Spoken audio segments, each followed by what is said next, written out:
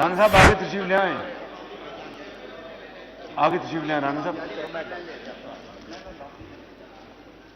तो मैं गुजारिश करता जनाब ख्वाजा स्पीकर, आसिफ साहब जरा देखिए जी।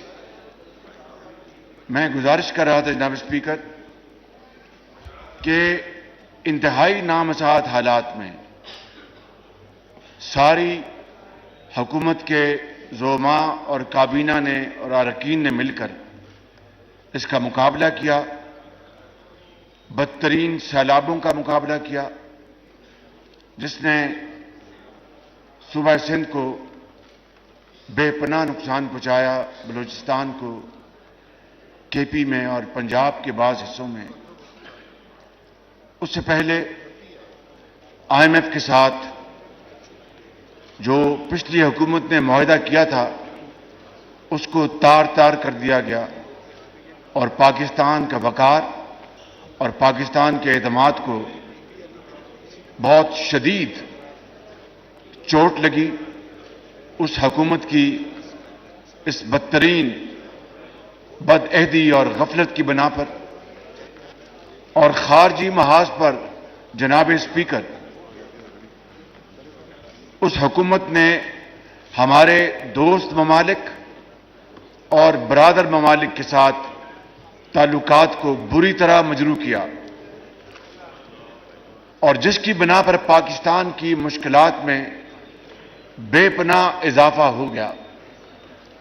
साइफर का जो झूठ पर मबनी ड्रामा, उसने जल्दी पर तेल का काम किया, तेल पर जल्दी का काम किया और उससे हमारे अमेरिका से ताल्लुकात को बुरी तरह मुतासर किया।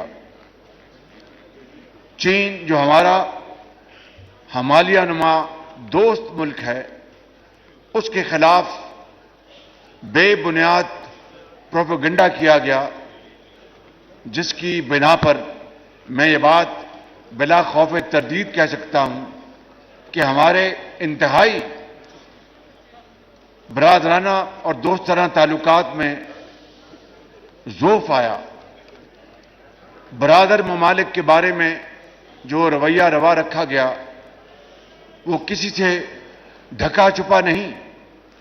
यही वो हॉल है जनाब स्पीकर और यही वो बेंचेस हैं जहां पर साबक वजीर खारजा ने ऐवान में और ऐवान से बाहर भी ये कहा कि हम कश्मीर का मसला अपने एक दोस्त इंतहाई बरादर मुल्क की मदद के बगैर हल कर सकते हैं। जहां स्पीकर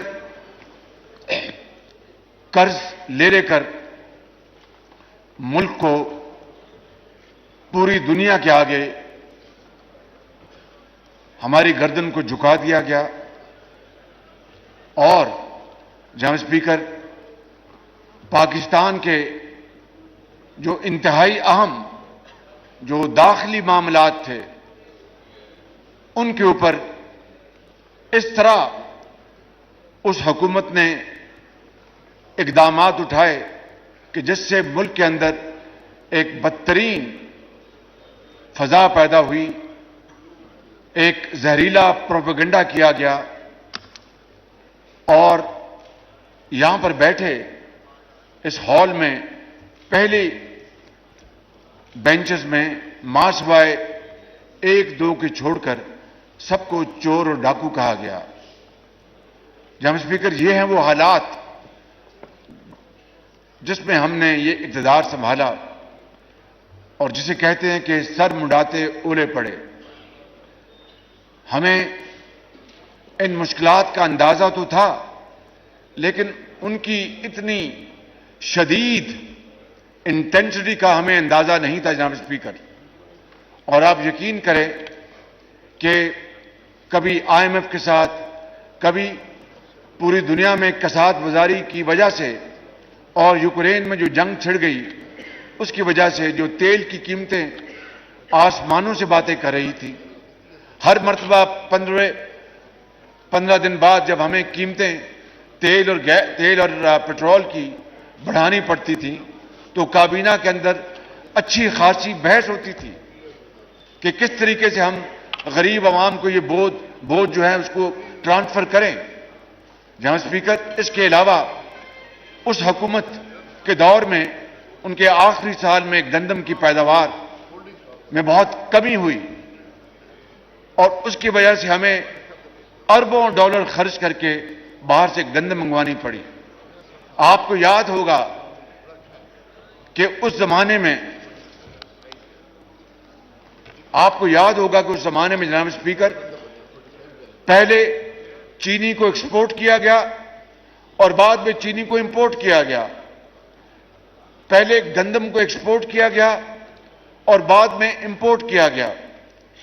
अरबों डॉलर इस तरह पाकिस्तान के दरियाबुर्द किए गए और चंद लोग जो ट्रेडर थे बड़े बड़े, उनकी जेबें भर गई, एक मुनाफे के साथ और दूसरा उस जमाने में रुपए की कदर डॉलर के मुकाबले में बहुत नीचे जा रही थी। उसकी वजह से भी विंडफॉल प्रॉफिट हुआ। और जनाब स्पीकर, यह है एक इख्तिसार के साथ वो दर्दनाक कहानी। लेकिन जनाब स्पीकर, इस मुल्क के साथ जो जुल्म और ज्यादती हुई, जिसकी इंतहा 9 मई को हुई, 9 मई का वो दिन है जनाब स्पीकर, जो कि रहती दुनिया तक एक ब्लैक डे के तौर पर याद रखा जाएगा। 9 मई का वो दिन है जनाब स्पीकर, जिस दिन हमारे इस मुल्क की सरहदों के मुहाफिज, जिन्होंने जान हथेली पर रखकर पाकिस्तान की हिफाजत की और अल्लाह को प्यारे हो गए और इस मुल्क के अंदर लाखों बच्चों और बच्चियों को यतीम होने से बचा गए, मगर अपने बच्चे उनके यतीम हो गए।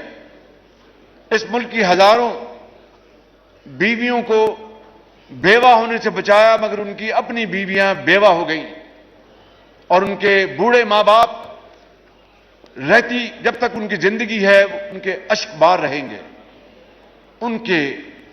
और फिर आप जानते हैं कि दहशतगर्दी में इस मुल्क ने कितनी बड़ी कीमत अदा की है। जनाब स्पीकर, आप जानते हैं कि ज़रबुल अज़ब और रद्दुल फसाद के नतीजे में चाहे कोई सिपाही अफवाज पाकिस्तान का हो या अफसर हो या पुलिस का, पाकिस्तान के किसी भी सूबे का जवान हो या अफसर हो, या कोई लाहौर, कराची, पेशावर, कोयटा में रहने वाले पाकिस्तानी ताजर, डॉक्टर, उस्ताद, तालिब इल्म, नर्सें, किस किस ने इस बड़ी जंग में शहादत का जाम नोश नहीं किया। और इसमें सबसे ज्यादा इस कुर्बानी में हिस्सा डाला केपी के सूबे ने, बलूचिस्तान ने, सिंध ने, पंजाब ने। जनाब स्पीकर, सियासी अकाबरीन वो शहीद हुए, उनके बच्चे शहीद हुए और तब जाकर इस नासूर को जनाब स्पीकर नुकेल डाली गई और शिकस्त फाश हुई। 80,000 पाकिस्तानी उन्होंने जाम शहादत नोश किया। जनाब स्पीकर, यह कोई मामूली बात नहीं है। दुनिया इस अजीम कुर्बानियों की दास्तान की मोतरफ है। दुनिया और कुछ कहे पाकिस्तान के बारे में, लेकिन दहशतगर्दी के खात्मे के हवाले से हमारे जज्बों, हमारी कमिटमेंट और अफवाज पाकिस्तान की कुर्बानियों से वो हमेशा वो तहसीन के अल्फाज इस्तेमाल करते हैं। In the house please. जी प्राइम मिनिस्टर। बलूचिस्तान के जायज मुतालबात हैं, मैं उसको तस्लीम करता हूं। बलूचिस्तान हमारा एक, मैं फिर कहता हूं कि बड़ा प्यारा सूबा है और बलूचिस्तान में बलोच भी बसते हैं, पठान भी बसते हैं, बरोही भी बसते हैं, सेटलर्स भी हैं और भी कौमें हैं जिस तरह के बाकी सूबों में हैं। मैं आपको ये गुजारिश करूंगा कि मैंने इन 16 महीनों में अपने ताईं भरपूर कोशिश की कि बलूचिस्तान के जो जायज मुतालबात हैं उनके लिए जितनी भी कोशिश की जाए, जितने भी वसाइल मुहैया किए जाएं, वो कम होंगे। गवादर के हवाले से मैं सीपैक के मंसूबों की बात नहीं कर रहा। गवादर के हवाले से पिछली हुकूमत ने जो मंसूबे शुरू किए थे, पानी का मंसूबा, बिजली का मंसूबा, अल्हम्दुलिल्लाह इन तमाम तर सियासी अफरा तफरी और धरनों और लॉन्ग मार्चेस और मुल्क के ऊपर जो खतरात मंडला रहे थे, जनाब स्पीकर, मैं ये खादम गवादर कम से कम 4 मरतबा गया और अल्हम्दुलिल्लाह वो पानी का मंसूबा, बिजली का मंसूबा मुकम्मल हो गया। कोयटा में कई मरतबा गया, लेकिन ये बात आने जाने की नहीं है, ये खलूस के साथ, दिल के साथ इनके मामलात को हल करने की बात है। मैं आपको यकीन दिलाता हूं कि इंशाअल्लाह कुछ मसाइल हल हुए, जो नहीं हल हुए उसके लिए हम सब मिलकर कोशिश करेंगे। तमाम पीपल्स पार्टी, JUI, MQM सब मिलकर हम कोशिश करेंगे उनको हल करने के लिए। लेकिन हमें जरूर थोड़ा सा, मैं आपकी खिदमत में गुजारिश करूंगा, थोड़ा सा हम अपना बर्दाश्त, सब्र से काम लें। इंशाअल्लाह मैं नहीं, जो भी हुकूमत होगी वो बलूचिस्तान के बगैर पाकिस्तान आगे नहीं बढ़ सकता, मैं आपको यकीन दिलाता हूं। इसलिए मैं समझता हूं कि हम इंशाअल्लाह इस मसले को जरूर अटेंड करेंगे। और सरदार अख्तर जान मैंगल मेरे छोटे भाई हैं और बाकी भी यहां पर तशरीफ फरमा हैं। सरदार खालिद मक्सी बैठे हैं, असलम बदानी बैठे हैं और हमारे तरीन साहब बैठे हैं और दूसरे दोस्त बैठे हैं। मैं उन सब की खिदमत में अर्ज करूंगा। JUI के उलमा कराम बैठे हैं बलूचिस्तान से, उन सब की खिदमत में अर्ज करूंगा कि आप थोड़ा इसमें हौसला करें। इंशाअल्लाह जरूर ये मसाइल आहिस्ता आहिस्ता दूर हल होंगे। जनाब स्पीकर, मैं आज यहां पर मोहतरमा बेनज़ीर भुट्टो शहीद को खराज तहसीन पेश करना चाहता हूं।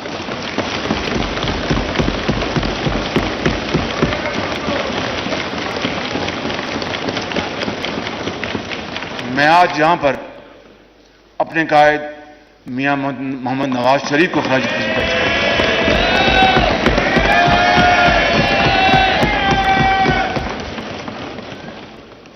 और मैं इन तमाम ज़ुअमा को जो यहां पर तशरीफ फरमा हैं और जो यहां पर मौजूद नहीं हैं, उन सबको जनाब स्पीकर अपनी दिल की गहराइयों से जनाब स्पीकर उनका शुक्रिया अदा करना चाहता हूं कि जिन्होंने, एक पाकिस्तान की तारीख का अनोखा वाकया है कि एक 13 जमाती इत्तेहाद जिसमें 80 मेंबर्स लेकर एक मेंबर की भी पार्टी है। अल्हम्दुलिल्लाह जनाब स्पीकर ऊंच नीच आती रहती है, घर में भी बर्तन जो है आपस में टकरा जाते हैं, ये तो सियासी पार्टियां हैं। लेकिन जिस तरीके से मेरे साथियों ने, मेरे दूसरी पार्टी के ज़ुअमा ने मेरी रहनुमाई की, मेरे साथ बर्ताव किया, मैं हमेशा इसको एक खुशगवार यादगार के तौर पर जिंदगी भर याद रखूंगा इंशाअल्लाह।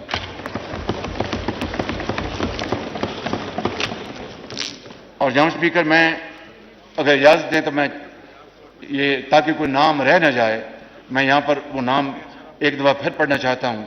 जनाब स्पीकर, मैं सदर आसिफ अली जरदारी साहब का, हजरत मौलाना फजल रहमान साहब का, चेयरमैन बिलावल भुट्टो साहब का, जनाब चौधरी शुजात हुसैन साहब का, जनाब डॉक्टर खालिद मकबूल सदीकी साहब का, जनाब मैं एमल वली खान साहब का, जनाब अपने छोटे भाई हैदर होती खान साहब का, जनाब सरदार अख्तर जान मैंगल साहब का, मैं जनाब मोहतरम मखदूम महमूद खान अचकजई साहब का, जनाब आफ्ताब अहमद खान शेरपाव साहब का, जनाब अलामा साजिद मीर साहब का, जनाब शाहजैन भुक्टी साहब का, जनाब डॉक्टर अब्दुल मालिक साहब का, जनाब असलम बोदानी साहब का और हमारे साथी बैठे हैं।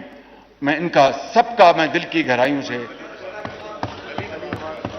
अली नवाज शाह साहब का, जी आपका नाम तो मैं पहले लिया जनाब, मैं इनका नाम मैं ले चुका हूं, मगर मैं, ये मेरे भाई हैं, 100 मरतबा नाम लूंगा इनका जनाब इंशाअल्लाह। बिल्कुल खालिद मक्की साहब का मैं इनका दिल की अथाह गहराइयों से शुक्रिया अदा करता हूं। इनकी मोहब्बतों को, इनकी मेहरबानियों को जिंदगी भर याद रखूंगा। और इससे बढ़ के जनाब स्पीकर, मैं आपका शुक्रिया अदा करना चाहता हूं। मैं जी, मोहसिन दावड़ साहब कहाँ हैं? वो यहां बैठे थे। मोहसिन दावड़ साहब का, अली वजीर साहब भी यहां पर मौजूद हैं, उनका मैं सबका मैं शुक्रिया अदा करता हूं। देखिए, हर एक के अपने अपने मिजाज हैं, उनकी अपनी सोच है, लेकिन मिलाकर हम पाकिस्तानी हैं। और ये गुलदस्ता पाकिस्तानियों का है जनाब स्पीकर। ये चारों सूबों से मिलकर ये एक ऐसा खूबसूरत गुलदस्ता है, ना पहले कभी बना ना दोबारा कभी बनेगा ऐसा गुलदस्ता। तो मैं इन सब का शुक्रिया अदा करता हूं। अपनी पार्टी के वुज़रा, अपनी पार्टी के जो मेरे साथी हैं, वुज़रा हैं, चाहे वो सीनियर वजीर हैं, वुज़रा हैं, चाहे वो एडवाइजर्स हैं, स्पेशल असिस्टेंट हैं, मैं उन सब का, मैंने आज काबीना में बाकी पार्टियों का मेरा फर्ज बनता था, उनका सबका शुक्रिया अदा किया। बात तो मुझे पता है, मैं बारी बारी आ रहा हूं।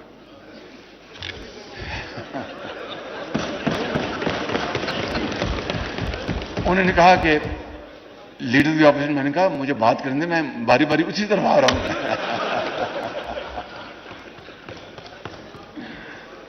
मैं अपनी पार्टी के तमाम वज़रा का, स्पेशल असिस्टेंट्स का और एडवाइजर्स का मैं शुक्रिया अदा करना चाहता हूं। जनाब स्पीकर, आपका मुकर्रर शुक्रिया, आपके सेक्रेटरी का, आपके पूरे स्टाफ का, जितनी कमाल तरीके से आपने ये हाउस कंडक्ट किया है, जिस तरह आपने हाउस को गाइड किया और हाउस के मशवरे के मुताबिक आपने मुश्किल तरीन मराहिल में आपने इस हाउस को चलाया है।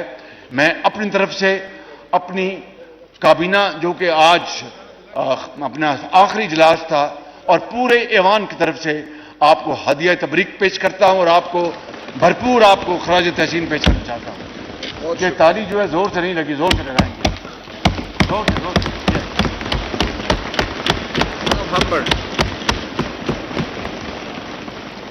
मैं सेक्रेटरी असेंबली का, पूरे स्टाफ का, मैं आप सबका बहुत शुक्रिया अदा करता हूं। और इस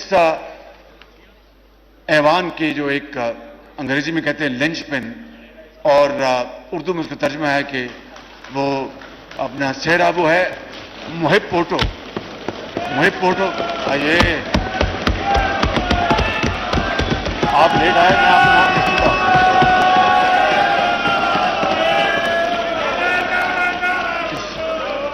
मोहतरम तशरीफ रखे मोहतरम बिलावल भुट्टो जरदारी साहब का, उनको हम सब खुशामदेद कहते हैं, और उनका एक मरतबा फिर शुक्रिया उनका कि उन्होंने भरपूर किरदार अदा किया इस हुकूमत को जोड़े रखने में, और अपनी पूरी सफारती काविशें जो कि सैलाब से लेकर IMF तक फैली हुई हैं, उनका मैं भरपूर शुक्रिया अदा करता हूं। चूंकि आप मसरूफ थे, नहीं तशरीफ ला सके, मैं जनाब स्पीकर रिकॉर्ड पर यह बात लाना चाहता हूं कि बिलावल भुट्टो जो मेरे छोटे भाइयों की तरह हैं, इन्होंने बेहतरीन सफारतकारी की, इन्होंने बेहतरीन काविशें की और पाकिस्तान के नाम को उजागर करने के लिए पूरी कोशिश की। मैं आपको मुबारकबाद पेश करता हूं।